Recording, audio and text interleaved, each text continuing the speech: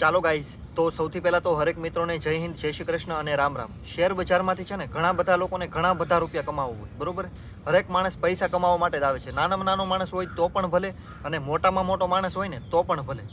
હરેક માણસને પૈસા જ કમાવા છે અને અઢળક રૂપિયા કમાવા છે. જેટલી એની જીવનની જરૂરિયાત છે ને એ બધી વસ્તુ પૂરી થાય ને એટલા રૂપિયા એ માણસને કમાવા છે, બરોબર. પરંતુ શરૂઆતમાં જ્યારે નવા લોકો આવે ત્યારે એ લોકો છે ને એક ભૂલ કરી નાખે. સૌથી મોટી ભૂલ એ છે, બરોબર, કે ભાઈ શેરની કિંમત જોઈને કંપની નાની છે કે મોટી એ નક્કી કરી બેસે. એક્ઝામ્પલ તરીકે તમે વિપ્રોનો શેર તમે જોશો ને તો 400 થી 500 રૂપિયા સમવેર અરાઉન્ડ છે, બરોબર. મતલબ કે 1000 રૂપિયાથી અંદરનો છે. તો તમે એમ થાય કે ભાઈ 400 થી 500 રૂપિયાનો શેર ઝટ દઈને 1000 થી 1200 રૂપિયાનો થઈ જશે, બરોબર.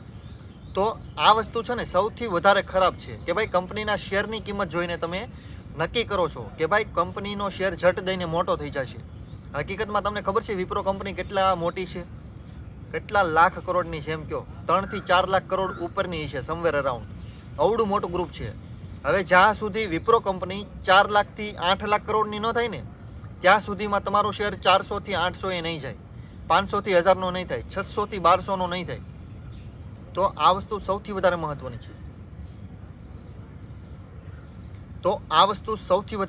છે. કે ભાઈ કંપનીના શેરની કિંમત નથી જોવાની, કંપનીનું માર્કેટ કેપ જોવો કે ભાઈ કંપની છે કેટલા કરોડની. કંપની જો 50,000 કરોડની હોય અને કંપનીનો શેર કદાચ 50,000 પણ હોય ને તો પણ એ કંપની નાની જ છે. અને વિપ્રો કંપનીનો શેર ભલે 50 રૂપિયાનો જ હોય, પરંતુ જો કંપની અમુક લાખ કરોડમાં છે તો કંપની મોટી છે ભાઈ.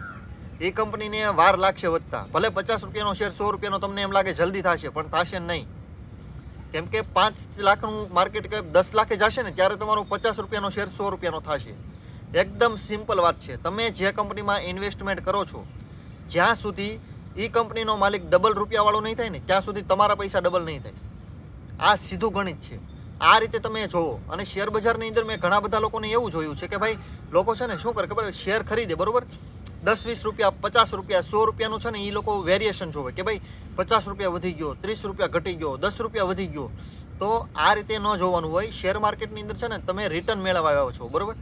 અને રિટર્ન હંમેશા ટકાવારીમાં આપણે જોવી કે ભાઈ આપણને કેટલા ટકા રૂપિયા મળ્યા, કેટલા ટકા રૂપિયા આપણે બનાવ્યા, બરોબર. તો આ વસ્તુ છે ને આપણે ટકાવારી ઉપર જોવાની કે ભાઈ મેં 1 લાખ રૂપિયા રોક્યા હતા તો 1 લાખ ઉપર મારે 15,000 બન્યા છે, બરોબર. તો 15% રિટર્ન આવ્યું. આ રીતે જોવાનું હોય કે ભાઈ મારે 1 લાખ ને 15,000 થઈ ગયા, 1 લાખ ને 20,000 થઈ ગયા. આ રીતે જોવાનું ન હોય, બરોબર. તો આ ભૂલ સૌથી મોટી છે કે ભાઈ સૌથી પહેલાં તો માર્કેટ કેપ જોતા શીખો.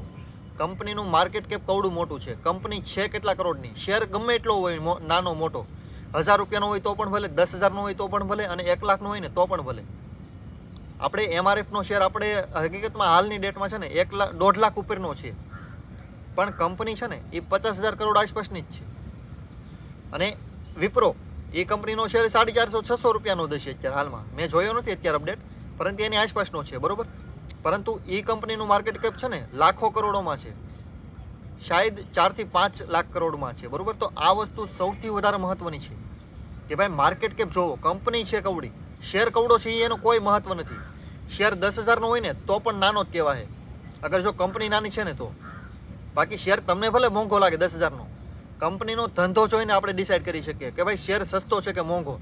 કંપનીનો શેર ચાલો માની લ્યો કે ભાઈ 5 રૂપિયાનો જ છે, તમને એમ લાગે સસ્તો છે, પરંતુ કંપની કાંઈ પ્રોફિટ જ નથી કરતી તો શેર 5 રૂપિયાનો નહીં 50 પૈસાનો હોય ને તો પણ મોંઘો જ છે. આ વસ્તુ સમજો. આ વસ્તુ સૌથી વધારે મહત્વની છે. અગર કંપની ધંધો પ્રોફિટ નથી કરતી અને કંપનીનો શેર 50 પૈસા હોય ને તો પણ મોંઘો છે, અને જો કંપની સારો એવો પ્રોફિટ કરે છે અને કંપનીનો શેર 10,000નો હોય ને તો પણ સસ્તો છે. અગર કંપનીનો ધંધો 10,000 રૂપિયાથી પણ વધારે સારામાં સારો ચાલે છે ને, એનું પ્રોફિટ, એનું વેલ્યુએશન જો 10,000 ઉપરનું બોલે છે ને તો 10,000નો શેર પણ હું ખરીદીશ. ઓલા 50 પૈસાનો શેર નહીં ખરીદું. 1.5 રૂપિયાનો છે ને તો પણ નહીં ખરીદું. કેમ?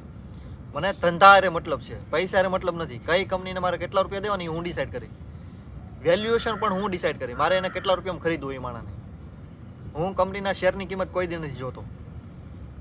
MRF હોય, સસ્તો લાગ્યો લઈ લે, 1.5 લાખનો હોય, 5 લાખનો છે ને તોય લઈ લે. બાકી કોઈ પણ કંપનીનો શેર પ્રોફિટ નથી લાવતી, ધંધો સારો નથી, મેનેજમેન્ટ સારું નથી, 50 પૈસામાં મફતમાં મને આપશે ને શેર તો પણ હું નહીં લઉં. આ લેવલનું તમારું ડેડિકેશન અહીં હોવું જોઈએ કે ભાઈ મારે મફતમાં નથી જોતું, પૈસા તું માઇક નહીં મળશે, ધંધો બતાય. ધંધામાં શું છે ને તારામાં? તારા પેટમાં કેટલી તાકાત છે ને આ દુનિયામાં કામ કરવાની એ બતાવ્યું. આ મેન્ટાલિટી તમારે ઊભી કરવાની છે શેર માર્કેટમાં. ત્યારે તમે ક્યાંક જેન્યુઅન ડિસિઝન લઈ શકશો, બાકી તમે કાંઈ નહીં કરી શકો. તમને એમ લાગતું હોય કે 5 રૂપિયાનો શેર લઈ લો તો 10 રૂપિયાનો જલ્દી થશે, થઈ જશે, નો ડાઉટ થશે, ઘણીવાર થઈ જશે. પૈસા નહીં બને કોઈ દી, યાદ રાખજો. તમારા પૈસા એમાં ને એમાં જ તે, મતલબ ગોળ ગોળ ફર્યા રાખશો. 4 ચોકે સર્કલ હોય ને, આપણે કેમ ગોળ ગોળ ફરીએ એ રીતે તમે ગોળ ગોળ ફર્યા રાખશો. આ વસ્તુ સૌથી વધારે મહત્વની છે. કંપનીનું વેલ્યુએશન છે ને કંપનીના બિઝનેસને જોઈને થાય, શેરની પ્રાઇસ જોઈને નહીં. કંપની કમાતી જ નથી કાંઈ તો એનો શેર 5 નો હોય કે 50 નો હોય, શું ફાયદો?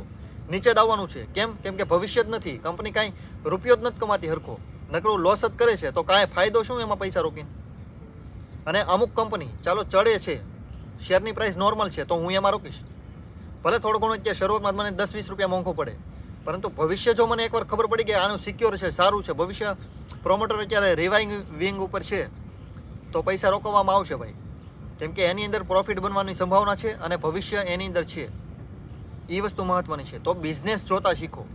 કંપનીના શેરની કિંમત તો બધાને દેખાય જ તે, પણ શેરની કિંમત શું કામી છે ને એ તમે ધંધો જોતા શીખશો ને ત્યારે તમને ખબર પડશે. આ વસ્તુ સૌથી વધારે મહત્વની છે. ઓકે, તો આજના વિડીયોમાં બસ આટલું જ. ગુજરાતીમાં સ્ટોક માર્કેટ રિલેટેડ વિડીયો જોવા માટે વિડીયોને લાઇક, શેર અને સબસ્ક્રાઇબ કરી લેજો. અને thank you so much for watching this videos.